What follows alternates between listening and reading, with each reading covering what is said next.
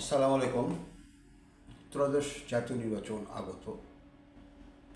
নির্বাচন আসলেই ইসলামের ব্যবহার হয়।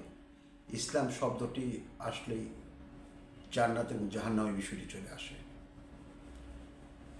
জাহান্নামের ভয় এবং জান্নাতের প্রলোভন দেখে ভোট নেওয়ার যে প্রবণতা, ভোট চাওয়ার যে প্রবণতা, সেটি এবারও শুরু হয়ে গেছে। কিন্তু আপনারা যারা শিক্ষিত বা অর্ধশিক্ষিত, যারা বয়স্ক, যারা যুবক, যারা জেনজি, যারা জেন আলফা, সকলকেই আমি পবিত্র কোরআনের 23 নম্বর সূরা মুমিনুন পড়তে বলব।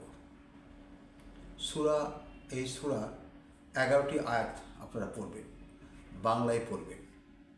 আসলে আমরা মুসলমান হিসাবে জান্নাতুল ফেরদৌসই তো চাই, তাই না?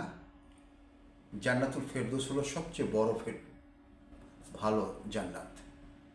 দেখেন, জান্নাতুল ফেরদৌস কে পাবে, এই সূরার এই 11টি আয়াতে এর সংজ্ঞা দেওয়া হয়েছে। আপনারা পড়ে নিন।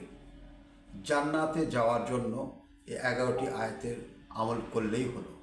এখানে কোনো ভোট দেওয়ার বিষয়ও নাই, এখানে অন্য কোনো কিছুই নেই।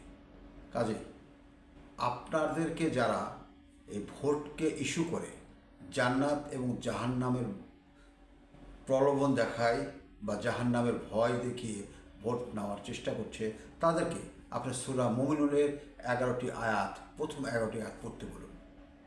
আপনাদের সত্য জানতে হবে, ইসলাম সবার। ইসলাম কোনো নির্দিষ্ট গোষ্ঠীর নয়, ইসলাম কোনো নির্দিষ্ট ধর্মের নয়। ধন্যবাদ। আশা করি আপনারা সূরা মুমিনুনের 23 নম্বর সূরা 11টি আয়াত পড়বেন এবং আগত নির্বাচনে আপনারা আপনাদের যোগ্য প্রার্থীকে ভোট দেবেন, কিন্তু কোনো মুনাফিককে ভোট দেবেন না। আশা করি ইসলামকে রক্ষা করবেন।